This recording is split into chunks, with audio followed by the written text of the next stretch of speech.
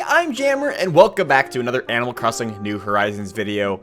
Right off the bat, spoiler warning technically. Today we're going to be looking at a recent data mine of Animal Crossing New Horizons, looking at some updates that are going to be coming to the game probably pretty soon. If you want to go into it completely spoiler free, I definitely say step away from this video just for now, because we're going to be going over a whole bunch of very exciting potential new feature and content that looks to be coming to the game from this data mine. But before we get started, if you are new here, perhaps consider subscribing. It's free, you can always change your mind later, and we do tons of Animal Crossing New Horizons content on this channel, including live streams, videos, and tons. So you know what you're signing up for if you choose to subscribe. But thanks for listening to that. Without further ado, let's just jump into all this data mined information. User Ninji on Twitter went through a deep dive data mine of the recent updates that have come to Animal Crossing New Horizons and taken note of a lot of file names in the code that could potentially indicate to newer updates coming to the game.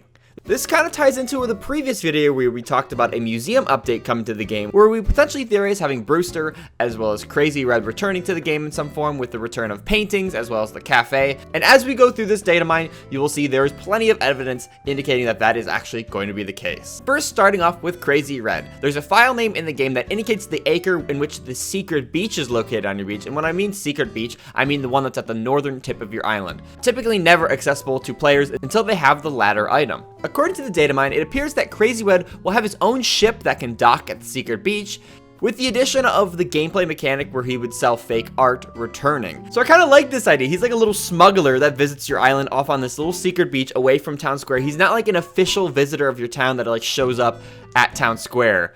And beyond that, it does require some sort of progression into the game, you at least having the ladder tool to even access Crazy Red to being able to come into your town. With the return of Crazy Red and his shady black market business selling art and paintings, that of course means the return of paintings are to be coming to the museum. So let's shift focus and talk about some of the museum upgrades in this data mine. There seems to be an indication that there are going to be 2 more additional upgrade levels found in the game's code. It was found to be similar to how Nook's Cranny store upgrades into better versions with more features as you continue to progress in the game. In these upper levels of the museum, we could see things like the new section for the arts and paintings that we previously talked about with getting from Red.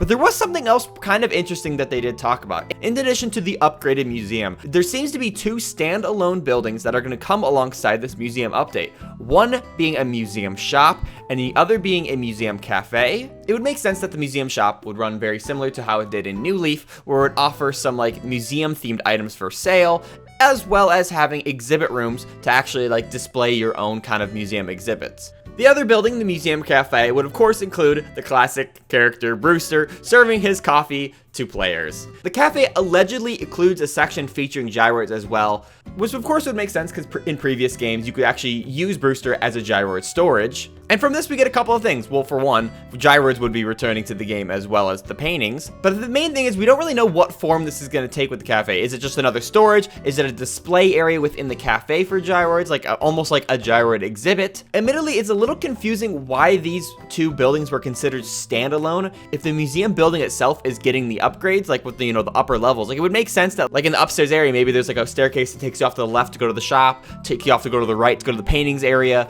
maybe down the middle or something was to go to Brewster's cafe. And so it could be a misunderstanding when it comes to this data mine. Or maybe they're just being treated separately as distinct shops on their own because they have their own mechanics and whatnot. It would be kind of cool to have Brewster have his own building and his own cafe like he did in Animal Crossing New Leaf. But the museum shop really would make no sense if it was like an exterior building from the museum. I think what's most likely is, like I previously mentioned, both these 2 new shops, the cafe as well as the museum gift shop, will just be add-ons and additions to the current museum we already have. Shifting focus a little, as many fans were hoping for this to happen, it looks like plantable bushes will be returning in New Horizons. In the game files, it talks about azalea, hibiscus, holly, hydrangea, sweet olives, and other bushes like that looks to be returning from New Leaf in this game.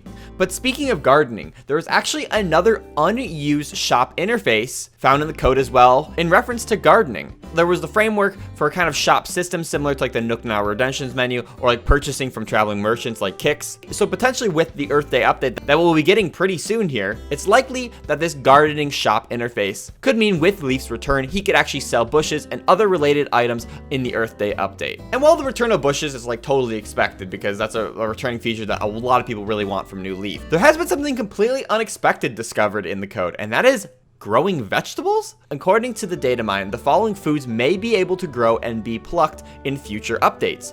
There was a listing for tomatoes, potatoes, carrots, pumpkins, wheat, and sugar. This whole gardening aspect feels totally out of the blue. I mean, it makes sense for the genre of the game because other games like Harvest Moon, as well as Stardew Valley, have really put the focus on gardening and yielding crops being the integral part of the game, while Animal Crossing has never really navigated to that realm. But with the inclusion of all these harvestable vegetables, I mean, what would you do with them besides just eat them and sell them, right? Well, if we reference back to the Datamine, it actually looks like there might be a brand new cooking system introduced to the game. This would be such a big jump for the series, and how I could see it working and playing out in game is the reason you would want to cook things is, for one, when you actually combine and cook ingredients, it could actually sell for more bells. Like, you know, if you just sell a fruit, you'll get 200 bells, but if you like make like a little fruit melody or a parfait or something, maybe it could sell for a few thousand. Beyond that, there could be some incentives to actually eating the stuff you cook, rather than eating an apple one at a time and only increasing your stamina meter by one increment each time. Perhaps if you cook a food recipe, you could upgrade your stamina in larger quantities. So for example, maybe you eat like a little sandwich and your stamina meter will go up by 5 rather than 1. Yielding crops and cooking is a feature I never expected to come to Animal Crossing, because it's just something that the series has never really prominently featured. While other life sims have taken that approach, for some reason Animal Crossing always stayed away from that and kept the focus on just like villager interactions, hanging out with your town, customizing things. It totally makes sense. I mean, it's such a natural inclusion to the genre of this game, but it's going to be pretty wild if there actually going to be some real harvesting and yielding crops in an Animal Crossing title.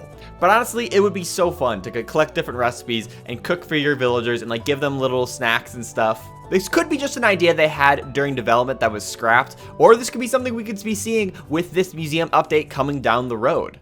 Another new update returning from past games, it looks like the diving suit as well as sea creatures will be returning. In reference to the Critterpedia on your Nook phone app, there's a file in reference to calling it seafood containing 33 different items. Specifically, it actually includes the manila clam, but that could explain why manila clams aren't able to stack in your inventory, because since bugs and fish don't stack either, and now manila clams might be considered part of this seafood page of your Critterpedia. This kind of ties back to the previous thing we were talking about, where the museum is getting some upgrades, where we could see new areas opening up in the fish exhibit, in upstairs levels, bringing along all these new creatures with the diving suit. And finally, there's one last thing worth mentioning here in this Datamine. A new Nook's Cranny expansion looks to be coming along as well. Right now, there are only 2 versions of Nook's Cranny, the original Nook's Cranny and its following upgrade. And while the reference to this 3rd version doesn't really have any details on the requirements, new features, or what it even looks like, but it is kind of cool to see that the progression of Nook's store will continue to expand, because I was really sad to learn that Nookingtons wasn't in the game, or Super TNT Mart, and all the other upgrades that were known for in previous games. So potentially with the updates we get throughout this year, they could continue to build upon the Nook's Cranny that we currently have, so then it kind of progresses throughout the year, instead of people just rushing to the end, unlocking Nookingtons right off the bat. Knowing that more updates are going to come to Nook's Cranny, I actually kind of like that model, where it kind of in real time forces player to space out their Nook Cranny upgrades, so it's not like you can just get Nookingtons within the first month of your playtime in that game. So it looks like a pretty sizable update is going to be coming to New Horizons. We got the crazy red ship on the private beach, the museum upgrades with like the upper areas, the museum shop and the gyroid cafe, the diving suit and the deep sea creatures, the 6 types of bushes potentially being sold by Leaf, as well as the totally unexpected planting, harvesting vegetables, as well as the cooking system.